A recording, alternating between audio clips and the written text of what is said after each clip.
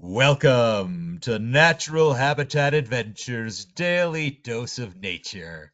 Today's topic, Giant Tortoises of the Galapagos, Ancient and Endangered, presented by NatHab Expedition Leader Luis Vinueza. I'm your host, Rob Mess. Thank you for being here with us today. Take it away, Luis. Thank you very much. Sorry, everybody, for the delay, but I'm really excited to share with you the wonderful giant tortoises of the Galapagos, ancient and endangered. And so you are going to have the chance to see these giant tortoises when you join us for our trips in the Galapagos on either route. Okay, so I've been working for NatHab for the past 2 years as an expedition leader. But before that, I used to work for the station and also as a professor. So I've been in the Galapagos for 30 years. And now what I want to show you is these wonderful charismatic species of the Galapagos. So just to let you know, tortoises have been around the Earth for approximately 38 million years. And they are different from many other organisms. As you know, they have a carapace, which is a structure that they develop to protect themselves against predators. And so you can see that, in fact, with this figure here, that the vertebrate is fused to the top of the carapace. Also, that the femur and the humerus are inside the rib cage, which is very particular from giant tortoises as well. And so giant tortoises became very abundant more or less 2.5 million years ago. And they were very abundant on all continents except for Australia and Antarctica. Okay, they were very common, but as humans, spread in time, they decimated these populations, and so giant tortoises were only left in oceanic islands that were away from humans, like the Galapagos Islands. Okay, but where they came from originally was from some part of South America, and the closest relative is a giant tortoise that actually lives in Argentina, Paraguay, and Bolivia, which is called Chelonoides chilensis. Okay, but these giant tortoise, the closest relative to the giant tortoises of the Galapagos Islands, are very small. Their carapace length is only 25 centimeters compared to the giants that we have in the Galapagos that can measure up to 151 centimeters in carapace length. And in the Galapagos Islands, males are much larger than females, which was the opposite to the closest ancestor, okay? So when they came to the Galapagos, they came to the Galapagos probably around 3.5 million years ago.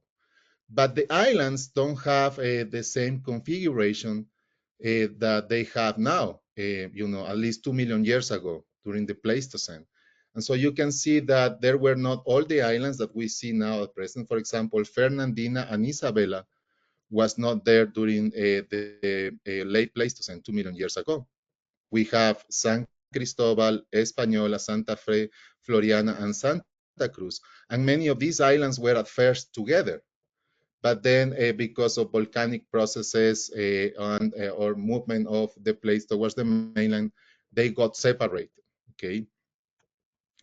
And so in this other graph, you can see more or less the current configuration of the Galapagos Islands. But during the last glaciation that happens approximately 100,000 years ago, many of these islands were connected because sea level was lower, at least 300 feet lower than what we see today. And so you can have to think about these sort of bridges that were created for giant tortoises, for example, to move from island to island. Not just through water, because they can float in the water, but also through bridges that will form, because of changes in sea level. And now the current configuration is the panel that we see to the right, where we see the oldest islands to the right, like San Cristobal and Española, and the newest islands, which are Isabela and Fernandina to the west, right under the hotspot, which is the source of origin of these volcanic islands. And so giant tortoises have been moved by these processes, right? Because in the first place, oceanic currents, are gonna move organisms from the east to the west, okay? So the first islands where these animals might arrive are the islands closest to the mainland, as I said before, San Cristobal and Española. So this is the current bathymetric map of the Galapagos Islands. And again, you can see the newest islands to the west, to the left, where we have Fernandina and Isabela, which are the newest. Fernandina just erupted this year in 2024. So that means that the islands are still active. And these volcanic processes, as I said before, might join or separate populations, okay? Now you can see in the central part of the archipelago, a different color, and that implies that, you know, in the central part of the islands, the sea, the Galapagos, the depth of the water is much less than outside of the Galapagos. So in the center of the Galapagos, you know, the depth goes to 200 meters or 600 feet. But off of the Galapagos platform, you know, this might drop to 9,000 feet or 3,000 meters, which is the depth at which these islands emerged. So these islands were never connected to the mainland, okay? In this other graph, we can see when the different species of Galapagos giant tortoises split, because even though we have one common ancestor, now we have at least 15 different species, okay? And the ones in the blue circle represent the ones that are the oldest, okay? The ones that arrived first on the oldest islands, while the ones in the red circle represent the newest ones because they are in islands that are more recent, that recently emerged, okay? But they diversified only, you know, less than 1.5 million years ago. So from one ancestor, now we have at least 15 different species, okay? And this is a map that represents, you know, how the giant tortoises move around the Galapagos because of ocean currents, okay? So you can see that a blue arrow, and that represents the prevailing current that we have in the Galapagos, the Humboldt system, okay? So this is gonna bring ocean currents and probably giant tortoises from the south towards the islands, getting first on San Cristobal and Española approximately 3 million years ago, and then dispersing to the west. Okay, so you can see how, for example, the giant tortoise from Española, you know, is the ancestor of the giant tortoise from Pinta, which is all the way to the north. Okay, this is Pinta, this is Española. Okay, and so we can also see that from the east, the giant tortoises transported by ocean currents were moving to the west, towards the island of Santa Cruz, and then eventually towards Isabela, but also through Fernandina. Okay, Fernandina is the newest island. And at some point, this narrow part that connects the southern part of Isabela with the northern part was underwater. So through here, giant tortoises might have crossed before this was closed. Okay, so as you can see, the giant tortoises were moving from the east to the west, transported by ocean currents, and also colonizing older islands first and then moving to newer islands. Okay. Now, these are the different species that we have in the Galapagos. And as I said before, we have at least 15 or 16 different species, depending on who you ask. But we have 3 species that are extinct in the wild, okay? The one from Pinta, the one from Santa Fe, okay, Pinta is in the north, Santa Fe is in the south, and the ones from Floriana. They are extinct in the wild. But there are some good news about the ones from Floriana and Pinta because we have found hybrids in other parts of the Galapagos because humans also move them when they start exploiting them as a source of food. So as you can see, we have giant tortoises almost on every island, with a few exceptions. For example, we don't have giant tortoises in Rábida. We don't have giant tortoises in Pinta. Sorry, not anymore in Pinta, but never have in Marchena or Genovesa, nor in the farther northern islands. And what is cool is that, you know, in Isabela, we have 5 different species. Each one is unique to one of the 6 different volcanoes that we have on Isabela, okay? So it's very nice to see how this sort of a common ancestor diversified into at least 15 or 16 different species that have been isolated geographically, but also connected more lately because humans move them around. Okay, so when we look at an island, we have to see how tall is the island and how big is the island. Okay, if it is taller than 600 meters, we might have what we call a humid zone that will provide a green vegetation for giant tortoises to feed from the ground.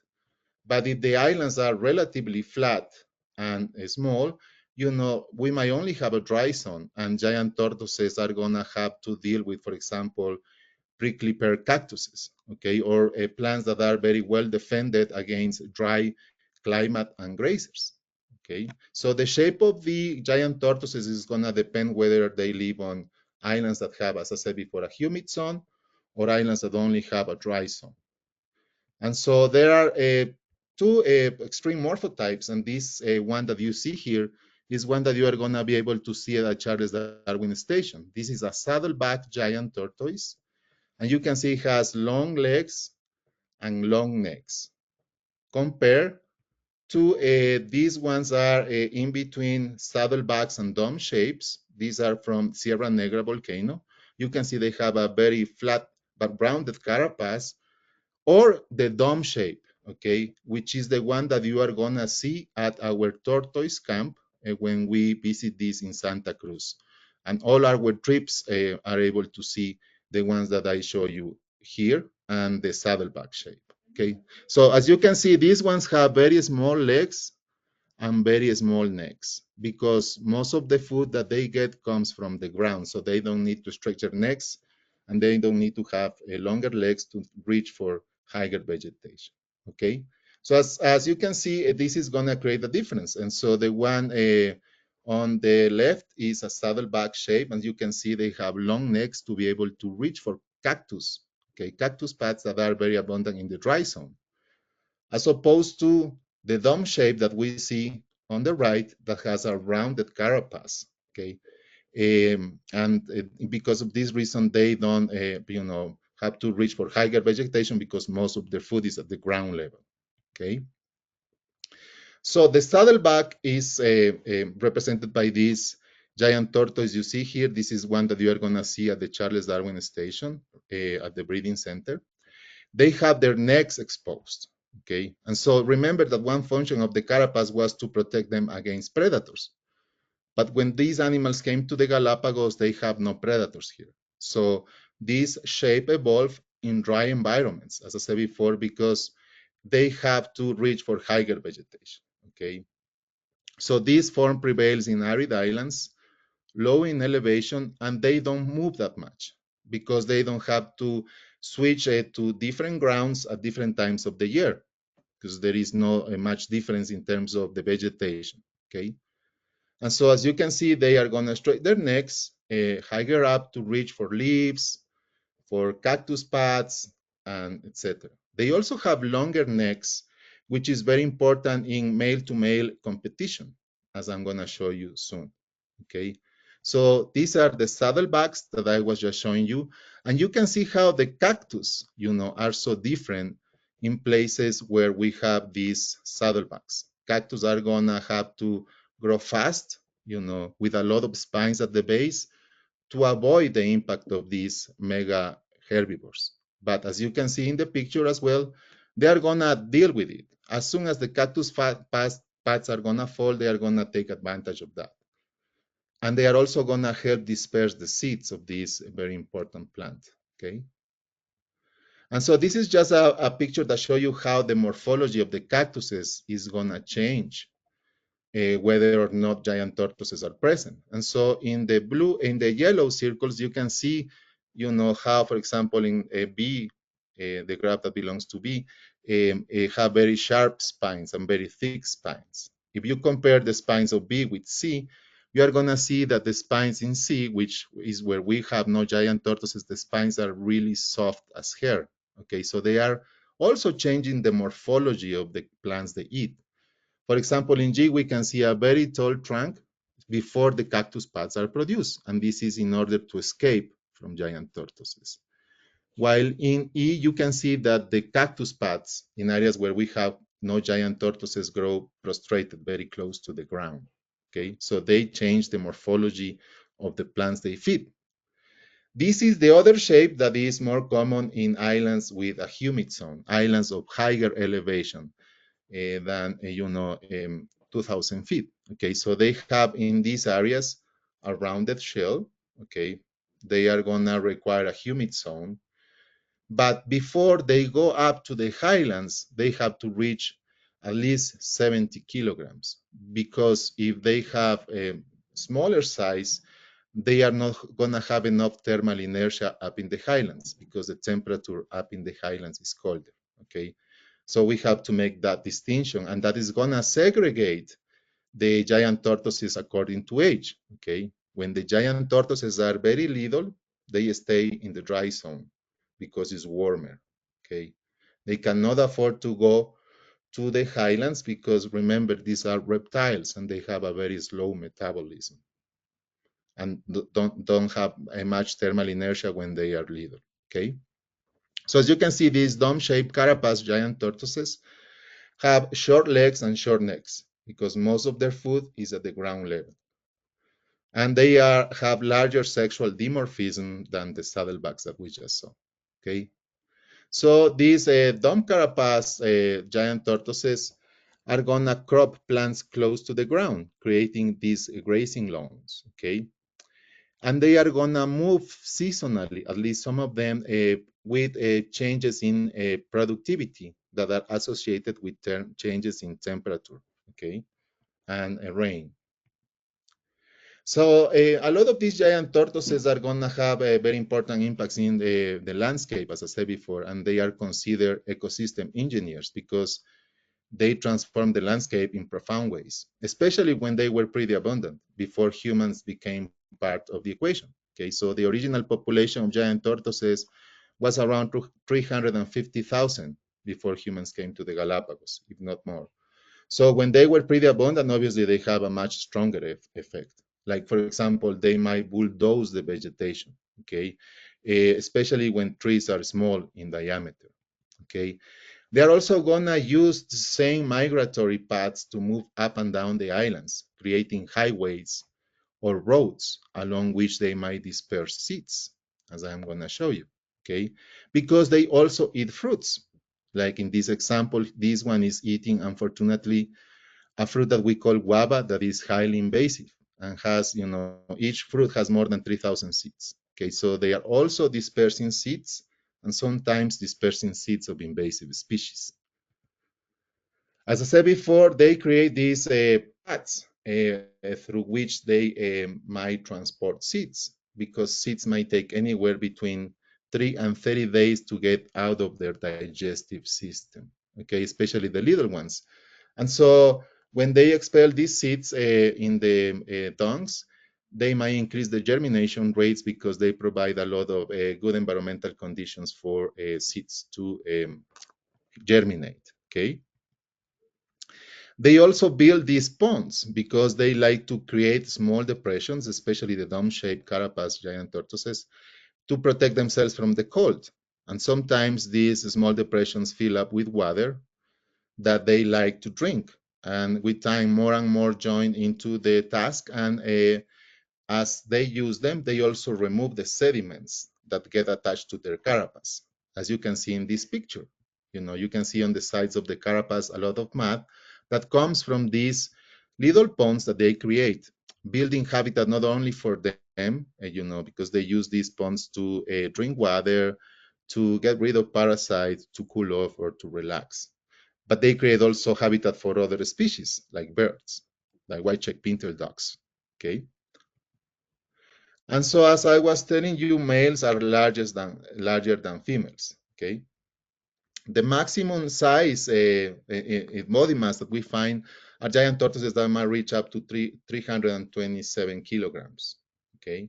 And these are males that might also reach up a total carapace length of 151 centimeters, versus females that might reach up to 123 kilograms or 118 centimeters, okay? This is the case of the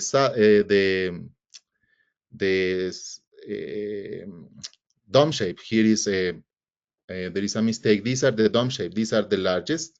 And the saddlebacks that are below, this is incorrect. Sorry, the saddlebacks are much smaller. They only reach up to 68 kilograms, the smallest ones.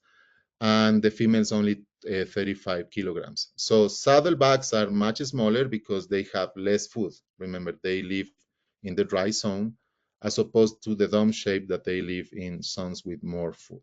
Okay. Now, these are some pictures that illustrate the differences between males and females. And so when they reach certain age, it's easier to distinguish between them, not when they are really little, okay?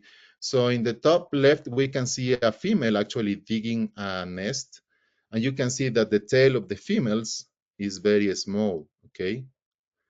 Compared to the tail of the males, which is in the right top panel, you can see it has a very long tail to protect the pallus, which is the sexual organ that they are going to introduce in the cloaca of the female when they copulate, okay? And so in the lower panel, we can also see the plastron, which is the ventral part of the carapace. And in the case of the females, is very flat, while in the case of the males is concave.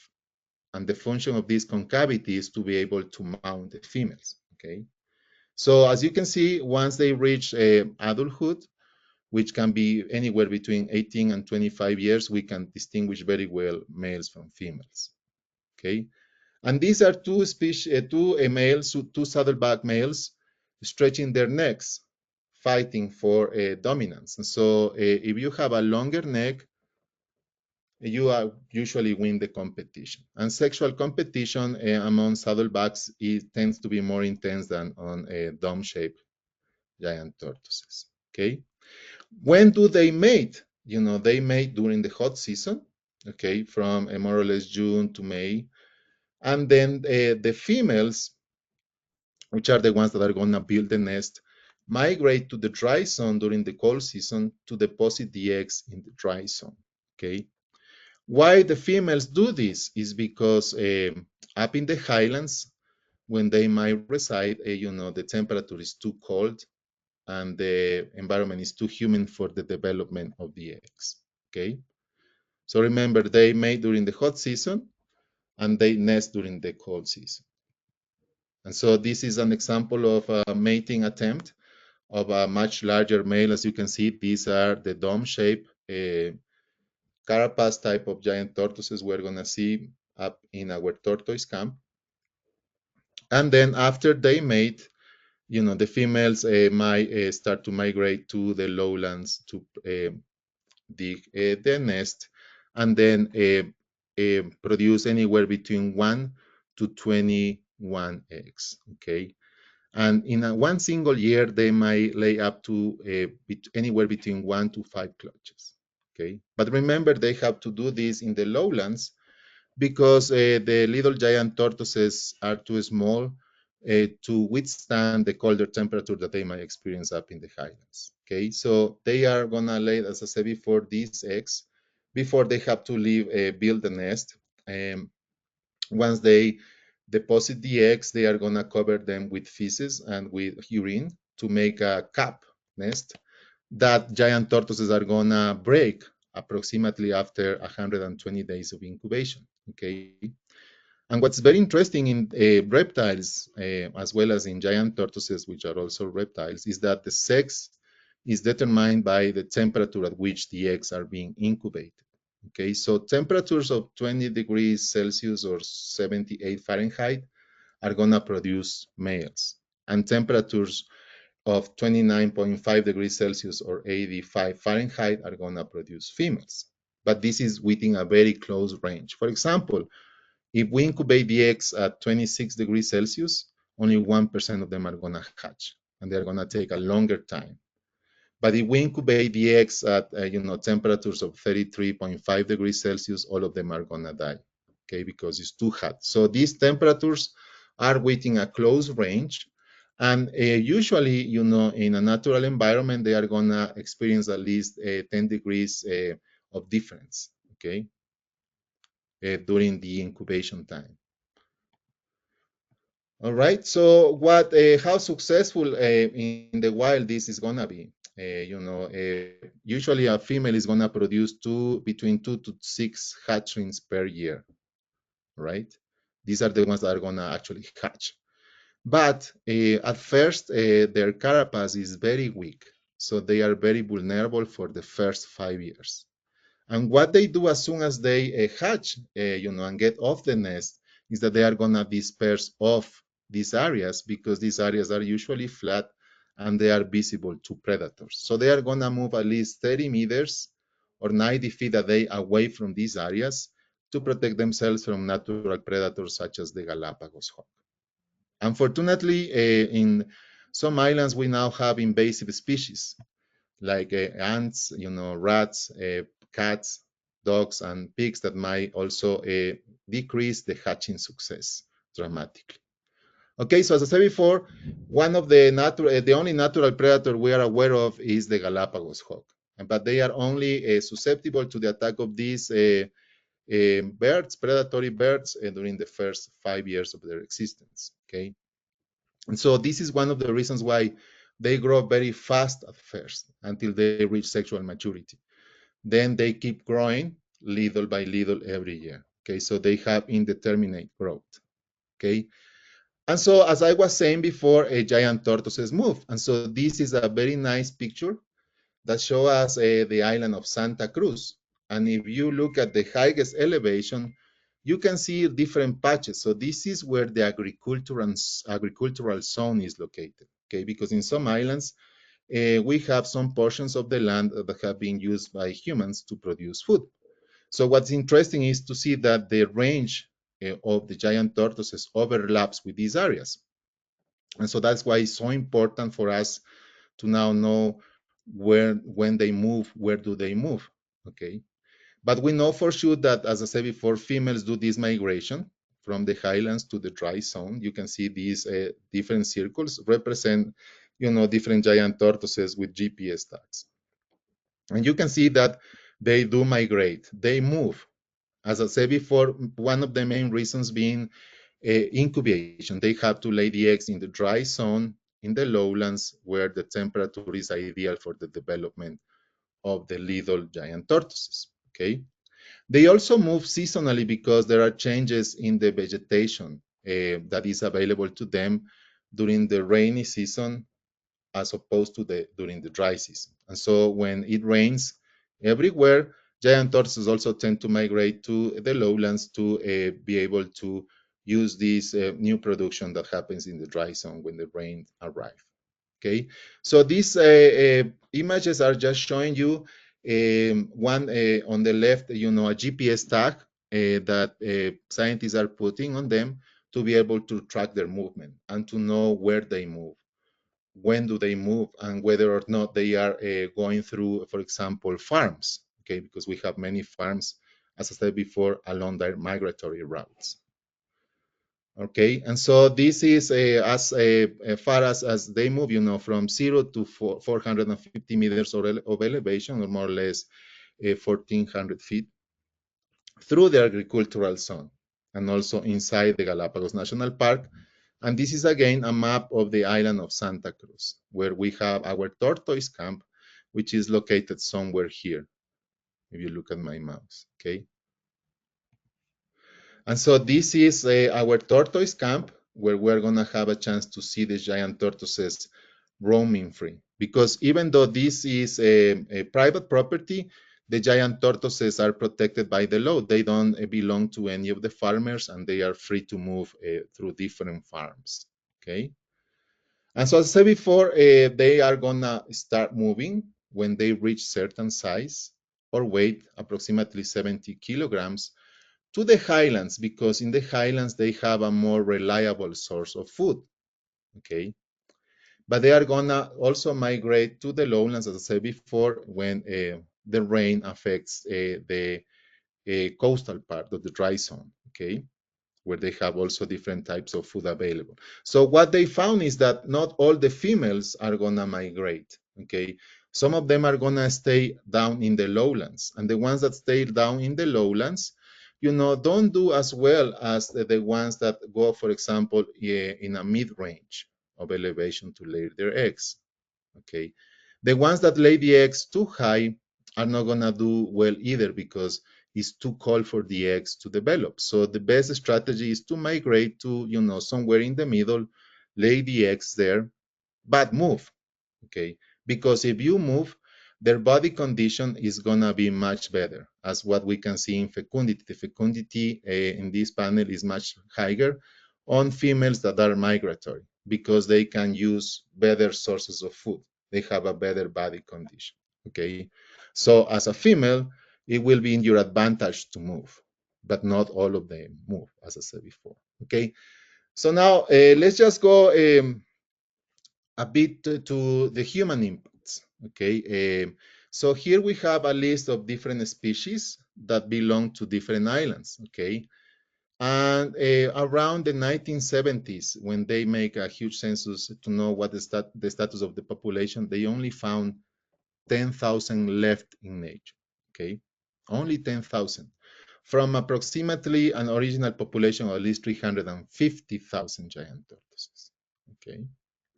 So in most of the islands, as you can see, the original population was very big at the beginning, but they suffered very dramatic declines. Some of the populations went extinct, like for example, the giant tortoise from Floriana, Chelonoides niger, okay? The decline was of 100%, but more recently we found 67 hybrids, on a different island that were moved by humans, okay? Another example of extinction is the one from Pinta, and this is a very famous one. You might have heard of Lonesome George. Okay, Lonesome George died in 2012. Okay, now is extinct. Okay, and most of the giant tortoises were moved by pirates, buccaneers, whalers, and then scientific expeditions. Okay, and so again, what's interesting is to see also Fernandina. Fernandina is the newest island, okay? The original population before humans were part of the equation was only one, and the current population is only one, okay? This one was collected in 1906 by the California Academy of Sciences, but they didn't found this female that was just only located in 2019. Her name is Fernanda, and we hope to find another male in Fernandina. Okay, but you can see, how populations have been affected by humans, but also by volcanic events because Fernandina is very young, is super active, and that might be the reason why the original population was to begin with very small. Okay. Another really great example of recovery is what happens in Española. Okay, in Española, they start to breed them at the Charles Darwin Station and the Galapagos National Park in the island of Santa Cruz with only 14 individuals. Okay, only 14 individuals was all what was left. And now the population is self-sustainable because of this effort to protect these, very critical life stages. Okay, so just to summarize, nowadays from, 350,000, remember at the beginning, we went down to 10,000, but currently the population is anywhere between 40 and 60,000 because of the efforts of conservation that I'm gonna show you, okay? This is a graph that is showing us, what was the sort of number of visits of boats, vessels, from 1793 to 1903. Okay, and so this includes, a very important period of exploitation for giant tortoises, which was happening at the same time as whaling ships were around the Galapagos Islands, because here we have some important whaling grounds that boats might visit. But they not only visit the Galapagos Islands because of whales, also they knew from pirates and buccaneers that the islands were a very good source of food, especially giant tortoises. Okay, why giant tortoises were taken in such high numbers by pirates, buccaneers, and whalers was because they could be alive with no food or water for a year. Okay, so perfect, to transport them on boats that will take trips that might last more than a year. Okay, and so that was one of the reasons why they will move around them to different islands sometimes, and also because their meat was delicious. And so as you can see, the number of trips is huge, until we discover oil, okay? And remember that people used to hunt whales for oil to illuminate houses, because we didn't have fossil fuels back then.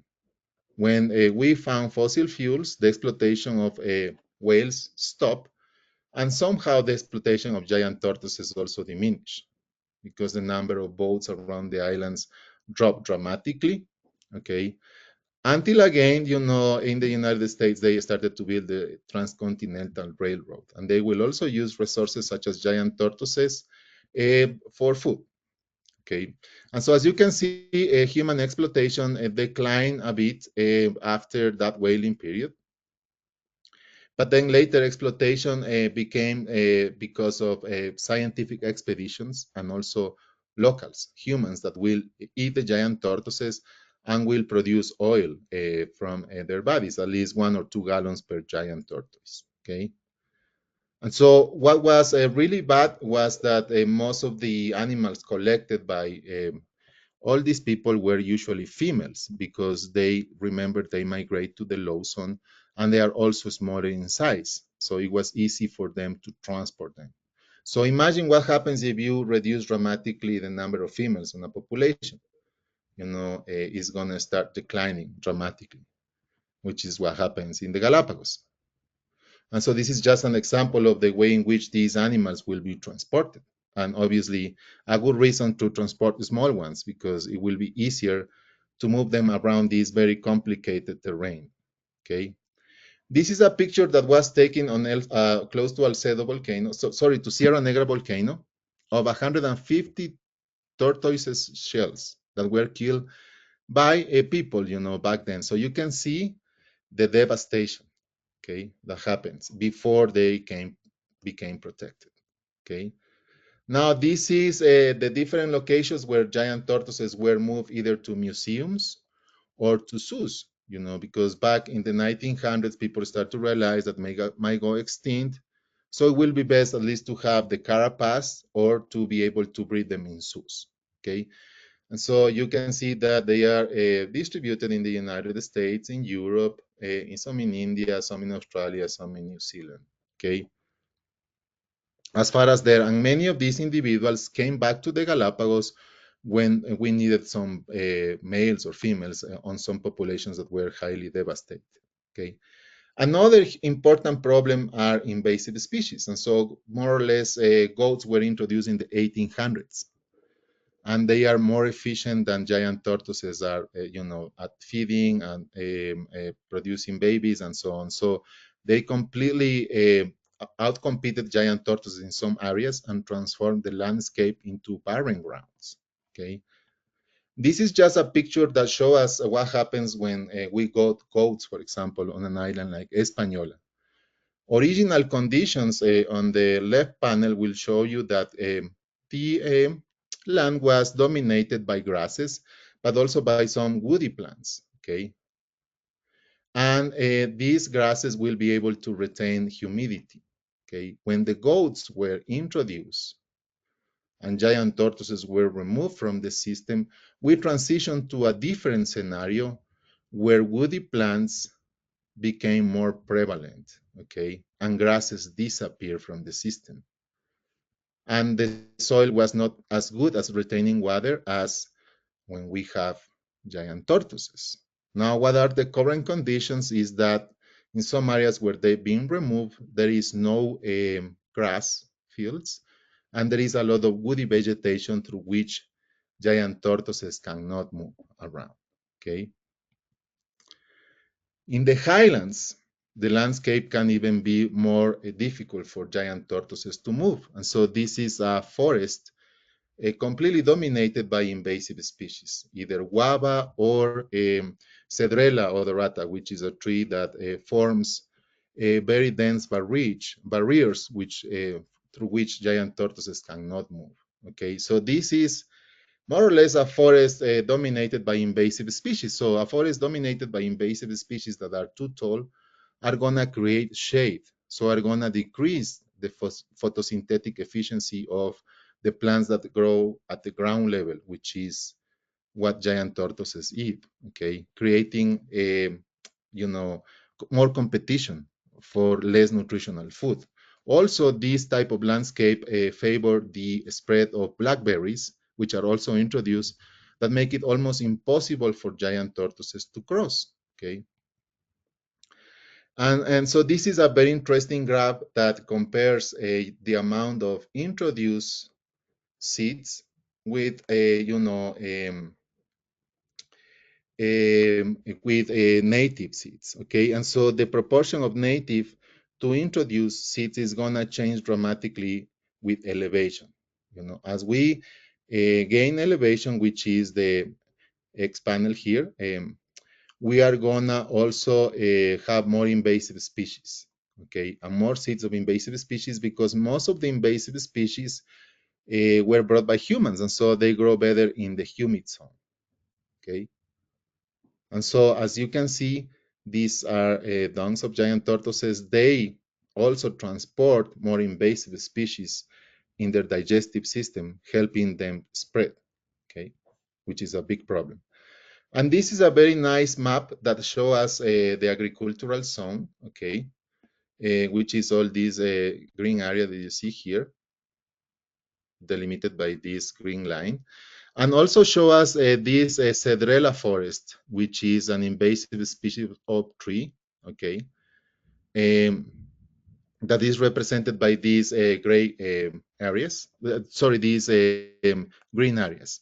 And we can also see the tracks of giant tortoises, the migration routes, okay? And so you can see that giant tortoises avoid to go through the dense cedrela forest because they definitely cannot go by, okay? So this is telling us that we have to eradicate or remove these invasive species, but that's not an easy task. Okay, that's very complicated. And as I said before, they are very good dispersers of seeds, like this one is the guava. Okay, but now we have new threats. Okay, we have, because the numbers are increasing of giant tortoises, we see them more, around urban areas. For example, we have very few accidents every year, one or two, with cars. Okay. Also, we've seen giant tortoises eating plastic. They like that. So these are the new threats that we didn't have before that we have to face at this time. That's why, as I said before, it's so important to track their movements. Okay. And so this is the breeding center of the Galapagos National Park. And so this is a place that you are going to be able to visit. So you are going to be able to see these saddleback giant tortoises being fed, okay? But you are gonna be able to see also the little ones, okay? The ones that were born in different years, okay? So we keep them at the breeding center until they reach the age of 5 to 10, where they have a larger size and they are less susceptible to the attack of predators, okay? So it's very cool to see them all the way from, when they are really little to where they become adults. Okay. And so just going through some of the most sort of endangered species, or the ones that gone extinct, I'm gonna now talk a bit about Fernandina. And as I told you, Fernandina is one of the most active volcanoes in the Galapagos. And here we only have one individual left that we are aware of, Fernanda. Okay, she was found in 2019, but the previous one, the male that could have saved the species, was collected by the California Academy of Sciences back in 1906. Obviously, back then we didn't know better, and we thought it was best to have them as museum specimens without thinking that that might be the last individual of its kind. Okay. Now we hope to find another male, but because this island is very active, it's very unlikely that we might be able to save this species with only one female left. The one from Pinta, that was Lonesome George. It went extinct, but we've been reintroducing giant tortoises that have been sterilized. Okay, a few of them, at least 50 of them, to be able to restore the ecosystem, because as I told you before, they are not only important tourist attraction, but they also play a very important ecological role. So ideally what we want is to not only restore the numbers of the giant tortoises, but also their ecological roles.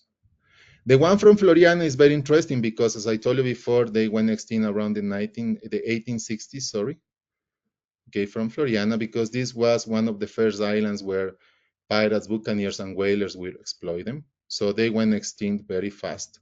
But more recently, around the early 2000s, we found a few hybrids on all the way on Wolf Volcano. And the hypothesis of this event happening was that probably whalers transported them, and at some point they were being chased by other boats. So it was a common practice to toss them overboard.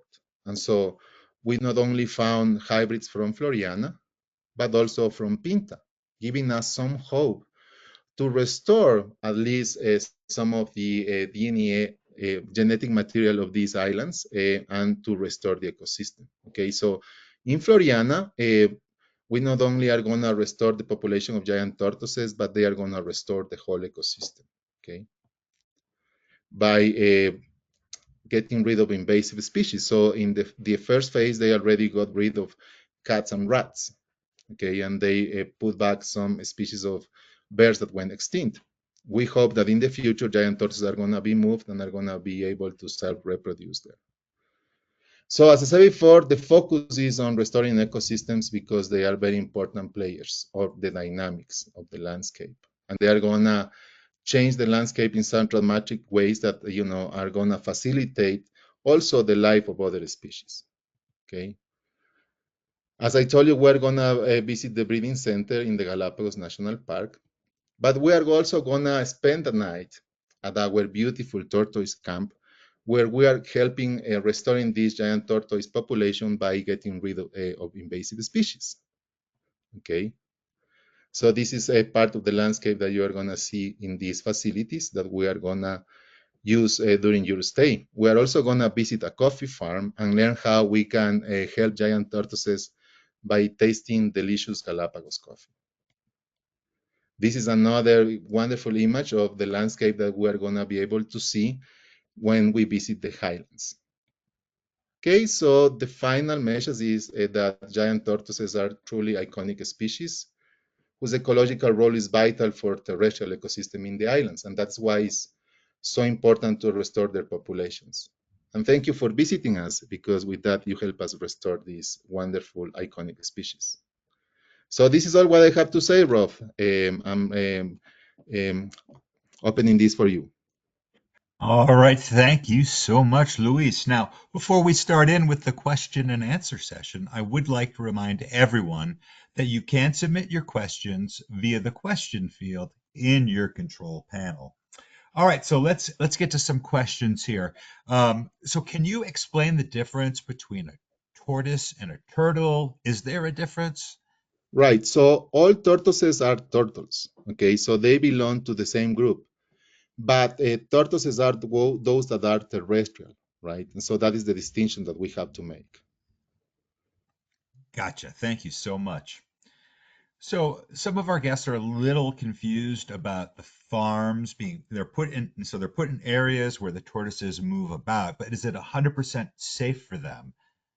Well, some areas are better than others, and that is why it's so important to restore the ecosystem. And so what we do is we visit business partners that actually have a business that are helping restore the ecosystem by removing invasive species. And the idea will be to replicate this example in other farms. So this is, a work in progress. And so that's why it's so important to track their movements, to see where they have problems, migrating to sort of be able to restore these ecosystems, which implies basically to remove these invasive species manually. Okay, so that is labor intensive and also economically very expensive. But it's being done. Can you give us an update on how the removal is going of these invasive species? Is it going to be something that can be completely done?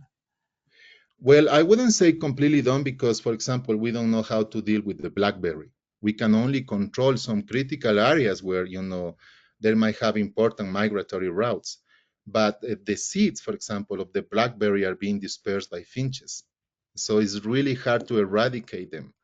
Okay, the cedrela is another difficult problem because the seeds are dispersed by wind, so very hard to control. It's labor intensive. So I will say that I cannot give you numbers, exact numbers of how restored the ecosystem is, but I will say probably we have to work a lot on restoring this in some islands, because remember, not all the islands are populated by humans. Okay, there are only 5 islands that are populated by humans. Gotcha. Great to know. So, what particular predators do the tortoises have to be careful of? Well, in terms of natural predators, only the Galapagos hawk. But the thing, the sort of scenario is very different when we have invasive species, and that is usually where humans are also living. And so they have to be careful, of ants, rats, dogs, pigs, and cats, just to give you 5 examples. Okay, and so in Thank. some areas, for example, when we have a lot of these introduced species, the hatching success is going to be zero. And so that's why we take these eggs to the breeding center, for the most sort of critically endangered species. We take them to the breeding centers, and we help them by keeping them safe for the first 10 years of their life. Then they are no longer susceptible, or not as susceptible, to these introduced predators. Great. Thank you for that answer, Luis. So, when we visit Tortoise Camp with NatHab, are we guaranteed to see tortoises there? And how do the tortoises know to get there? All right, so they know this when the conditions change. And so this is something that they are already starting to understand, because we are putting a lot of GPS devices to track them. But they are very expensive. So only, less than 100 individuals have these tags in all the archipelago. Okay, so we are learning better that they move when conditions change, when temperature changes. Okay, and so they are gonna migrate, for example, to the highlands when conditions in the lowlands become very dry and they are missing water and food. So they migrate to the highlands because up in the highlands, the production of food is more reliable, right? Gotcha. Thank you so much. So, how does the coffee farm play a part in helping the tortoises? Because a huge part of their land have been transformed to just be grazing grounds for giant tortoises. So very small part of the farm is dedicated to produce coffee, which is a way in which they can support all these conservation efforts. So they are creating these highways that are free of invasive species for them to migrate. And now we know that at some point there in this particular farm, we have the highest concentration of giant tortoises per area than in any other part. And so I think that what's important is to connect these initiatives with farms that are close by, so that we can create these safe corridors for them. So yeah, that will be the answer to that. So, for tortoises raised in breeding centers, when they're released to the wild, how do they know where to nest in the best locations? Well, they know somehow what to do. And so is that imprinted in their brains. But I know that they use a lot of scent, okay, to go back and forth, and they use the same migratory routes as other giant tortoises. And so that's how they move around. Gotcha. Well, thank you so much, Luis. Unfortunately, that is going to be the last question that we do have time for today. So I'd like to throw it back to you for any closing comments you may have for us. That we are very excited to have people coming to visit us to the Galapagos, to show you not only the giant tortoises, but what are we doing to preserve them, and just to let you know that by visiting us, you are also helping to restore these populations. And so, welcome anytime. Luis, thank you so much. I can tell you from personal experience, it is an amazing trip, and it's an amazing thing to go see those tortoises and support them and drink that lovely coffee too.